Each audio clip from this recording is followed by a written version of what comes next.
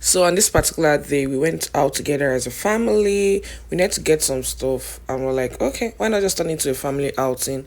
So we went to this particular mall. I can't remember the name actually. This was my first time here, and it was really beautiful. So I was like, pull up the camera, bro. Man, this is also one of those outings that I was literally pulled out of the house for. Like, I didn't want to go. And it makes me wonder how people can really change. Like, change is very constant. Like, I remember growing up very extroverted. If a day goes by and I don't go out, man, it's a problem. Like, I'll be so moody. Sometimes I won't feel sick because I didn't go out. But I just find myself growing up and I am a lot more withdrawn than I used to be. Like before I even leave my house, I have to like rehearse it in my head. Okay, how is it going to go? How do I charge up my social battery to relate with people? Like it's crazy.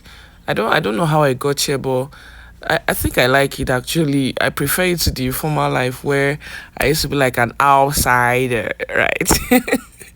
So yeah, change is very constant, and that's why I'm not usually in a hurry to give an opinion on someone, especially if I haven't been with them closely for a while, because I believe that people can change. Like I have changed, and this is my life. Trust me, a lot of things have changed about me. Like if you knew me in primary and secondary school, or maybe 10 years ago, and you know me now, if you predict me based on what you knew about me 10 years ago, you'll be grossly incorrect because a lot has changed. Of course, there's still things that are still there, but a lot has changed. So change is constant. And this is like a prompt for you to actually change in that thing you ought to change in. You must not dwell in that habit forever, okay? Change a baggy. So here I saw an Estee Lauder outlet, and I decided to walk in and check out a certain fragrance of perfume I had heard a lot about, and I was like, okay.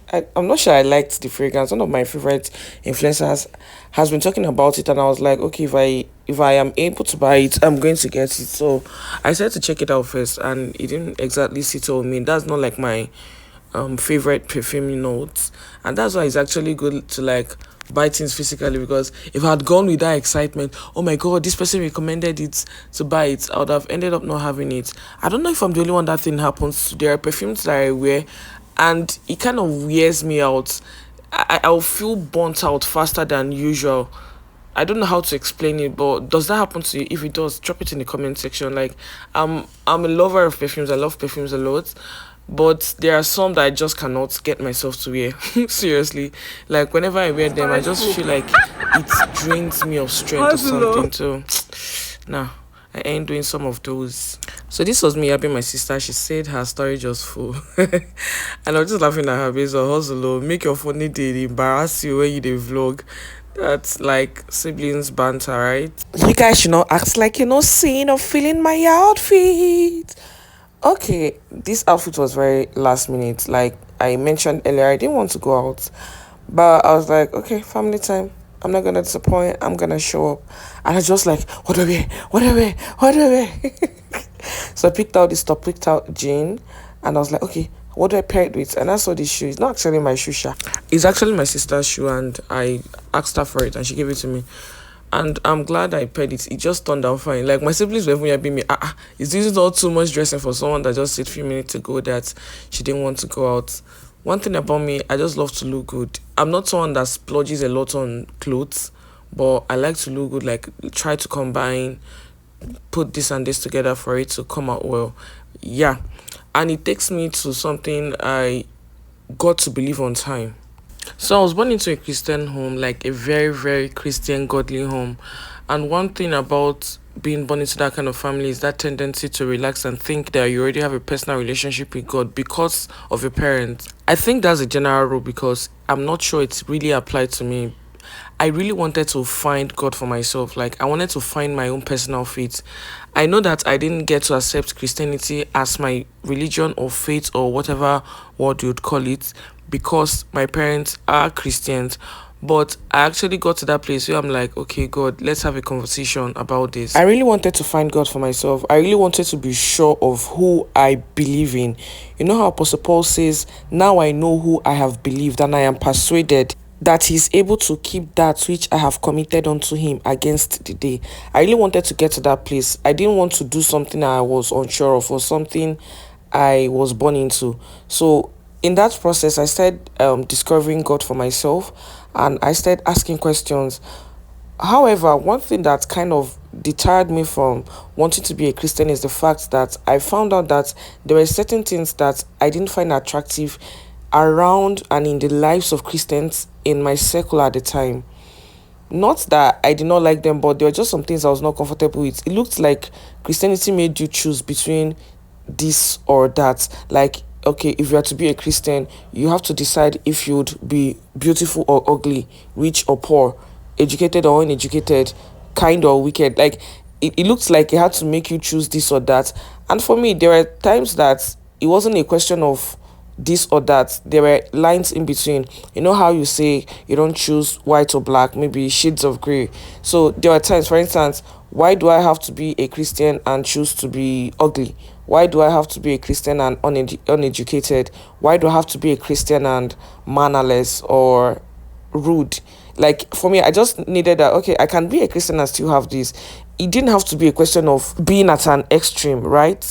I was in that place where I was like, why can't I be a good Christian and be wealthy? Why can't I be a good Christian and be intelligent or smart? Why can't I be a good Christian and dress well? Like, there were a lot of questions going on in my mind.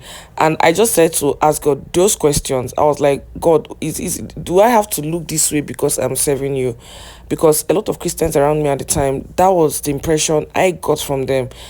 And in the process of having this conversation with God, God is really a good father. And that's why I'm not sure I belong to the school of thought that believes that you should not question God. Maybe there is more to what people are trying to communicate with that statement, but I ask God questions. I question him. He's my father. When I'm confused about something, I ask him questions. There are things that when they are going the way I do not expect it to go, I ask him, why is this happening? What do I get out of this? Like, what do you want me to become? Who do you want me to become from this thing that I'm passing through? Yeah, so I get to question God. So I questioned God on this. I was like, why are Christians, why, like, I don't find them attractive. Why do I have to be like this because I'm a Christian? I don't want to live that kind of life. And God started taking me through different processes, and he actually told me something. He told me, if you see this kind of Christian and you don't like it, it calls on you to become a better version of what you're saying. And that kind of became my mantra from that day. Like, I want to be that kind of Christian that represents everything good, everything beautiful, and everything godly, and still represent Christ. I didn't want to be a Christian that is a dullard. I didn't want to be a Christian that is not beautiful. I didn't want to be a Christian that is not wealthy. I didn't want to be a Christian that her life sucks, right? And God gave me the mandate to actually start becoming those things. So this is why my favorite Bible verse is Matthew 5:16, which says, let your light so shine that men may see your good works and glorify your Father in heaven. I take this so personally. That is why I'm a self-development enthusiast. And that is also why one of the niches on this channel is self-development. Like, I like to get better. I like to become a better version of myself in every aspect, even whether it's spiritually, physically, emotionally, psychologically. I like to do better. I remember years ago serving in my fellowship on campus. I was just that school that liked to dress well. Some persons that looked and acted like the Christians I grew up around considered me carnal, but guess what? I did not care. I did not care because I know the conversation I had had with God and the convictions on which I was acting on. So, and the funny thing is that years down the line, I had a lot of persons reach out to me and tell me, girl, you saw the light way before we could do. Thank you for motivating me. Thank you for teaching me that I don't have to box myself because I'm a Christian, that I don't have to look a certain part or act a certain part because I'm a Christian. Thank you for making me feel like I can have more in God and in Christ. I take it that serving God is a privilege, is an advantage. So don't ever put yourself in that position where you would feel like serving God is a disadvantage, okay? I'm glad that the church is beginning to talk more about this, encouraging the spirit of excellence in all ramifications. Like, you don't have to be one-sided because you're a Christian. And I'm also glad that a lot of Christians are beginning to embrace this more, unlike when I was way younger. And that means that God is in support of this. Okay, so be that Christian that embodies everything beautiful, everything beautiful. Thank you so much for watching. Until next time, don't forget to let your light so shine. Bye bye.